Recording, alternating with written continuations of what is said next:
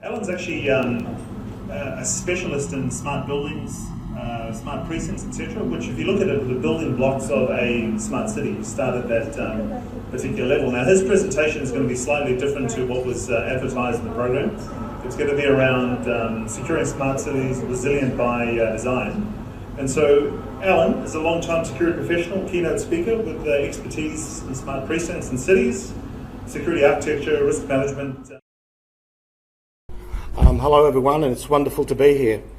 My piece today will be on cybersecurity in the built environment and how, with the Internet of Things and smart city initiatives, cybersecurity's place is more important than ever. Okay, so this is just briefly the agenda, some of the things we'll be discussing today.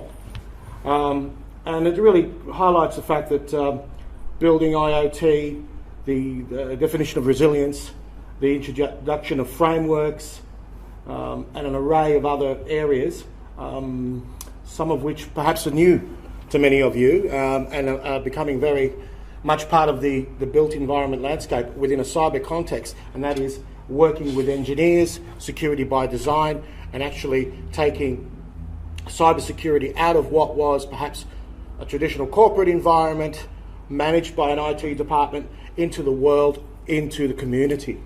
Next slide. And this is the challenge, of course, the convergence of smart technologies. I've just spent the last couple of days here listening to smart city presentations, presentations on data, presentations on IoT implementations and how they can deliver parking solutions, waste management solutions, an array of solutions. But the interesting fact coming out of all of that, and perhaps not always covered in some smart city presentations, are the additional vulnerabilities that will be present as part of those new initiatives, as part of those new technology implementations. Sorry, Alan, to interrupt. Maybe for the group, the term built environment might be new to some of them. In terms of yes, well, when we say built environment, we can refer to a building from a design engineering, building and construction perspective. We can talk about a precinct, we can talk about a smart city. But effectively what we're talking about is technology, and let's just use that broad term, being brought into, factored into, and implemented as part of the construction and design engineering phase of a building, city or otherwise. So we're really saying technology is coming into the realm of building and construction. Next slide, please.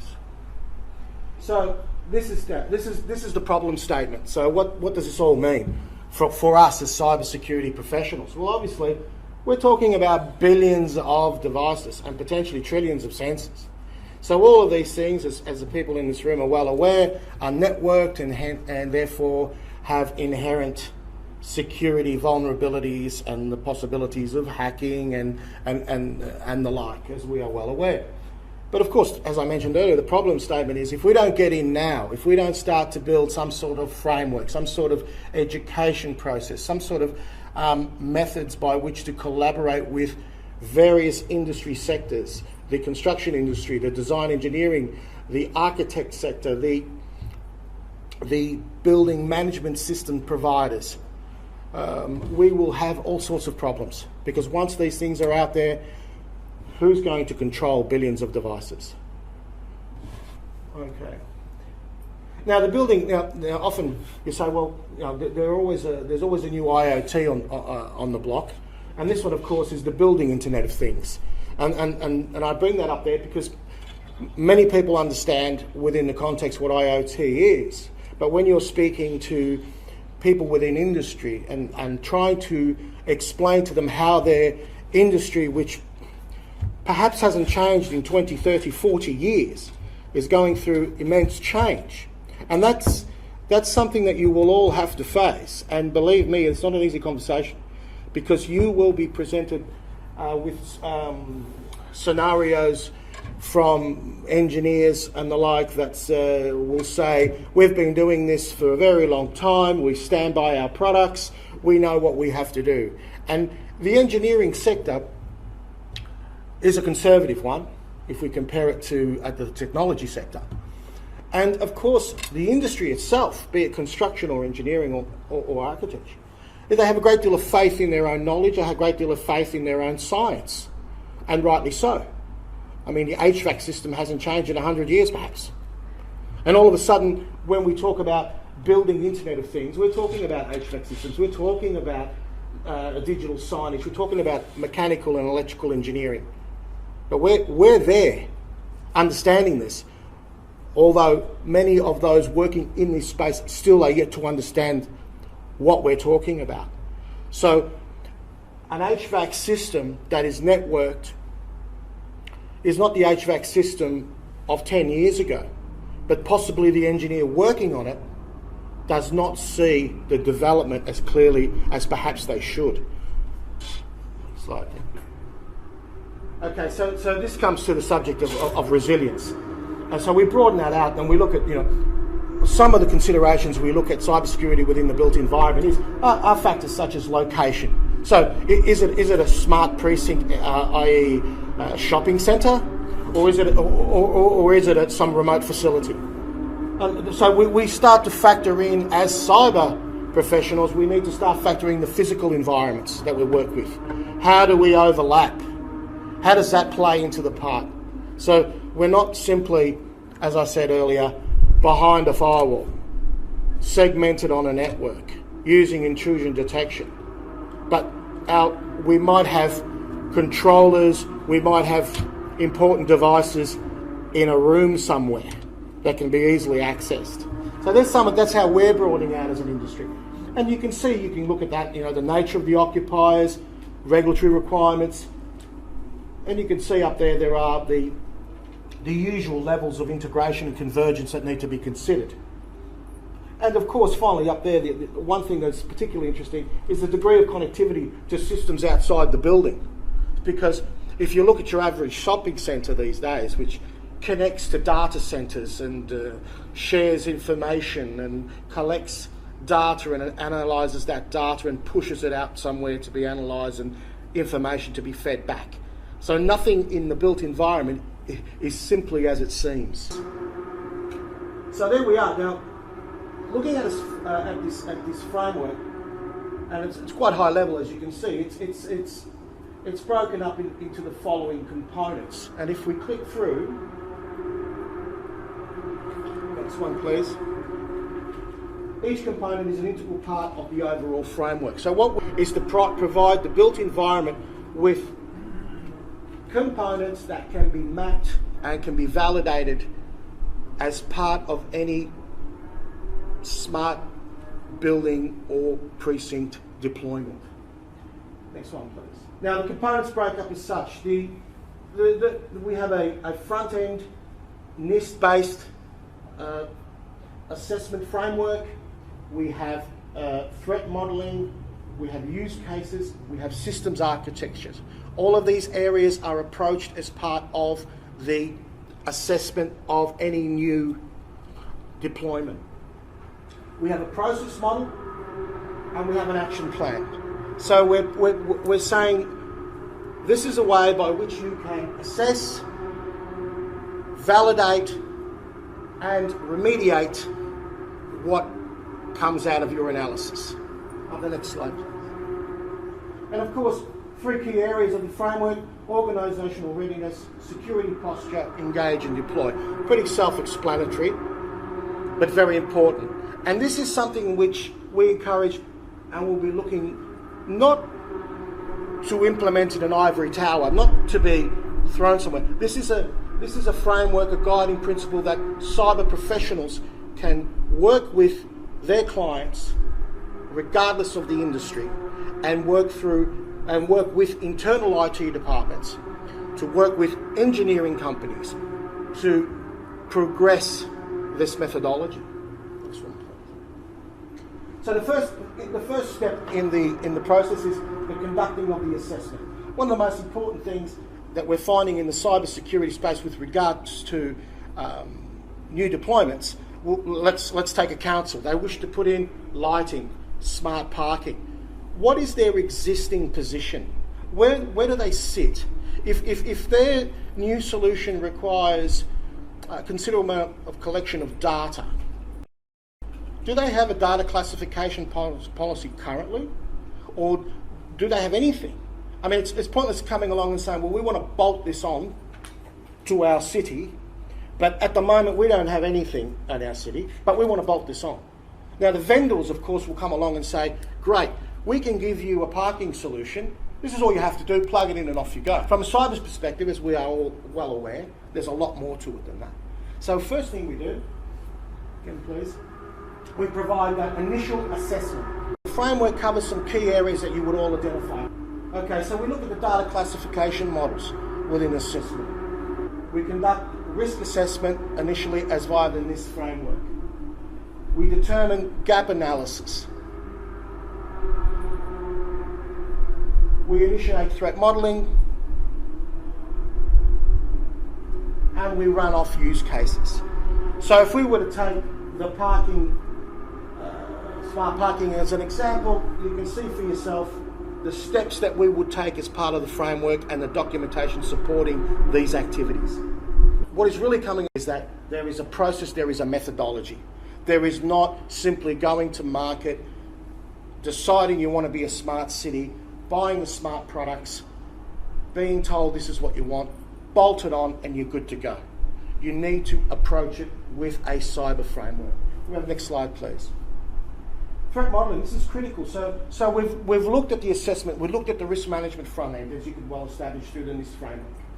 Now, it's critical to determine within our threat modelling, in all of those things, we need to identify the assets, we need to create an architecture overview, decompose applications, identify threats, document the threats and rate the threats. Now, you're all well aware of what this is all about. Now, obviously, within certain sectors, they have no idea what you're talking about. But this is how we're approaching the next phase of it. Next one. And this is the thing, within the threat modelling, we have our system architecture component, where we look at exactly what the projections are of the system, how everything interfaces. And this is going to be a critical part of what we do as professionals in the emerging smart cities world, is that we're going to need to understand how all these things connect together and where the vulnerability points are and how we can remediate those points. Because let's remember, there will be engagement from a disparate group of providers, and not often security will be well defined within them. So we have to, again, be quite sure that what we're doing, we have a clear understanding of the architecture and how it interfaces. Another one, please. And finally, here we look again. We want to bring best practice into it. So we want, and this is some of the standards or recommendations we should be making with our clients, is that we should be getting those use cases down. Now, if you take a parking, again, I'm staying with the parking solution, but there's the parking person, there's the administrator, there's the payment system, there's the camera system. There are all these things. These are all use cases, and as we all know in threat modelling, if we don't understand what the use cases are, how on earth are we going to ensure that all the holes have been plugged? So once again, we come back to that. Again, please. Now we have our risk assessment on the solution. So we've brought together the as-is state of an organisation, let's call it the City of Melbourne. City of Melbourne has been assessed to be prepared to take on this new project. This project has been taken apart, threat modelled, risk assessed and identified, and now we're looking at bringing the two together. Another one? And you can see, finally, when it all washes down, the already has an existing IoT security framework for devices, which is publicly available on the website. And what's happened here is we've had that upper activity, and we say, okay, we're good to go. Now we're looking at the physical devices themselves. So now we're talking to the vendors that their products, their IoT sensors meet basic compliance standards. So this is the point where you might have a fantastic piece of due diligence on the top end, but then someone's gone out and bought $25,000 worth of sensors and the like, and they're all of extremely poor quality, have no compliance at all, and you've wasted all your activity. Okay, the next one, please. Now, the outputs of the framework are not in themselves simply just cybersecurity. They're cybersecurity within such an environment provides a wonderful opportunity to direct conversation, direct processes, and have your clients make the right decisions using the framework or using cybersecurity as a means by which to provide information to vendors as to what their expectations are and to what their legal and regulatory requirements are. They're actually speaking on behalf of something that they're accountable to. So when you engage with vendors, you can, from a cyber perspective via your client, you can explain what is required in the solution, what base levels it has to meet. We cannot have your product because you have not been appropriately certified. Is a conversation that begins and ends with whether the answer is yes or no. Again, vendor management, how you manage those relationships. Go again. Procurement. This is a big thing. The past 2 days, the topic of procurement has come up repeatedly. We're having precincts, councils going out and spending an awful lot of money after obtaining a smart city strategy, months of work, and now they're ready to buy. So again, you can provide your client with considerable support by establishing a procurement process which factors in aspects of cybersecurity, which is not being discussed very much, if at all, at the moment. But certainly you can add value to your client by presenting them with what they should be looking at and what they must be looking at. Next one, please. Reference architecture, that'll help drive that. Now, you're obviously going to engage with an array of providers that will have their own reference architectures, all the rest of it. Now, as you all know, experienced people, when you're in the cyberspace, you sit down with architects from other organisations, many of them, you need to direct a conversation. You have to look at the tiering of the application. You need to look at the ingress points. You need to look at the authentication, authorization requirements. All of these things that traditionally a vendor will come and say, here's your solution. It's going to cost you X. Put it in, and off I go.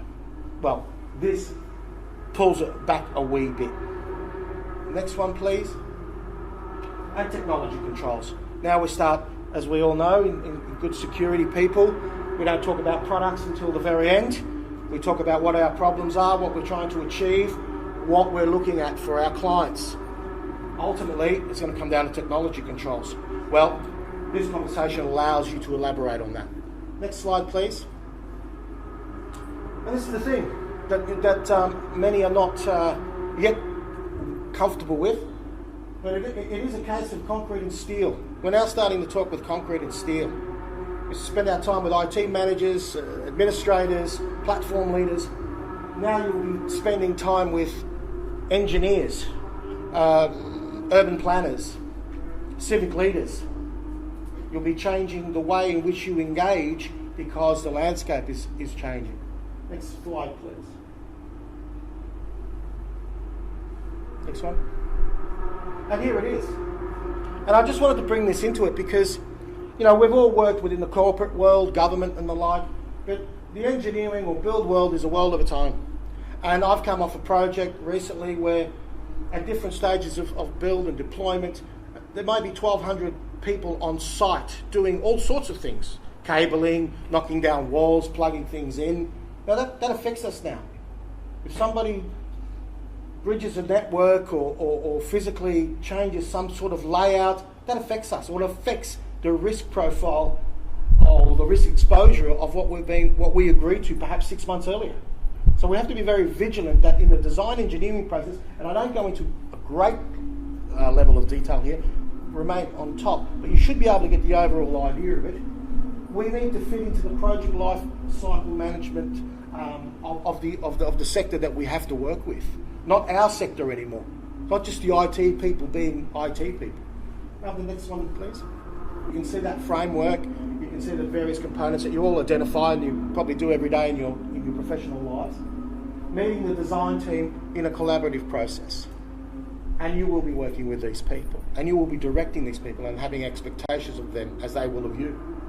And that's where we're going in the smart cities world. It's changing. You'll be on site, often with a hard hat on, inspecting something or other, or having conversations with project leaders. Next one, please. And of course, we all face this every day. It's the evolving ecosystem, standards, regulations upon regulation. So you need to, in a smart city, there are so many different touch points when it comes to regulation, be it design, implementation, safety, whatever it is, there'll be something there. And we will take our place alongside it. Okay, one more. Now this is interesting. It's my opinion, and the opinion of others, I hope, that it won't be too long before, smart buildings, smart cities will have to have some form of certification process, as you do for fire and safety, as you do for water.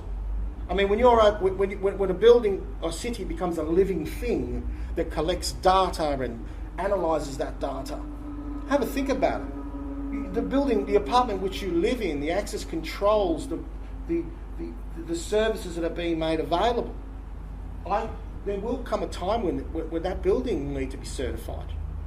If you're an R&D company and you take an office suite in a new building, I mean, there's enough going on at the moment that I'd like to think that at some point there'd be some certification to know that the services being provided have been assessed appropriately. I'm an R&D company. If they steal my data, I'm out of business. I mean, I could fold. And if you take a few minutes to think about the applications here, or the implications, you'll see quite clearly, and we'll hit the next slide, that we will be running to a certified process. And I believe it'll also act as an incentive, and it'll also be a value-added option for sale within the residential and commercial sectors, because you will be able to sell a building with a degree of safety, of cyber safety. You'll be able to say to potential tenants and occupants, this building has passed this level of certification. Strange today, perhaps. In a few years, I think we'll all be looking for it. Okay, so I'm pretty close near to the end, I would think. Can we go again? Okay, even this I need to quickly touch on. For those of you that understand BIM and the process of design, this itself is becoming, in the UK, they've already got way ahead of us and have got a standard in place. Australia will be chasing that soon. And what we're saying here is that more and more of the design processes, information sharing, the detail of what's being built needs to be protected in a secure manner. If you're building a complex which has security areas and the like, where this communication being held by architects and designers and whatever it may be, is that secure? Are they looking after the data appropriately? What's the point of building a secure facility?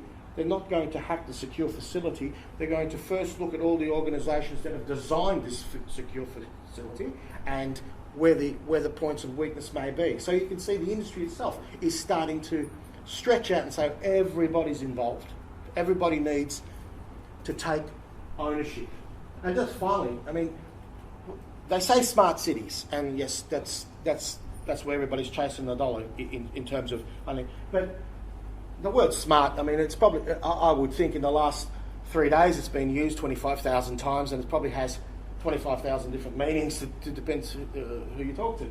But if you just even take a very simple thing like a stadium, which is not simple at all, and you have a look at all the components that are in there that affect us as cyber security professionals, you will see cloud services, data centre, command centre, building automation.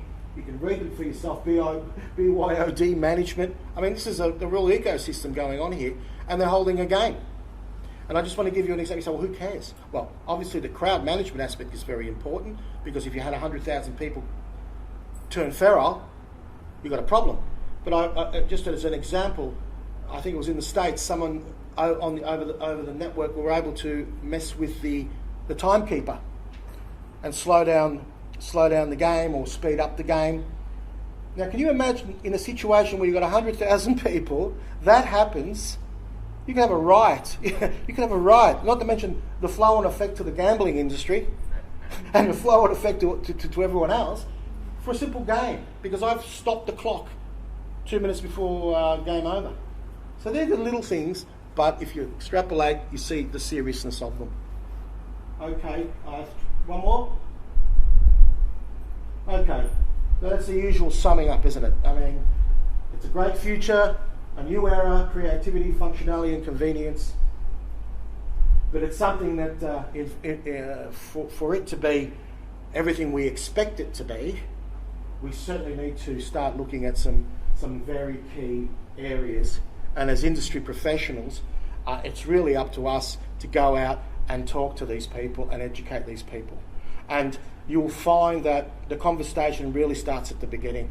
Many vendors are going out there saying, here's a smart rubbish bin, here's a smart swimming pool, here's a smart whatever it may be. But many are not even there yet. They're looking at the technology, but they need to be taken on the process. And that's where we fit in. Final slide, I believe.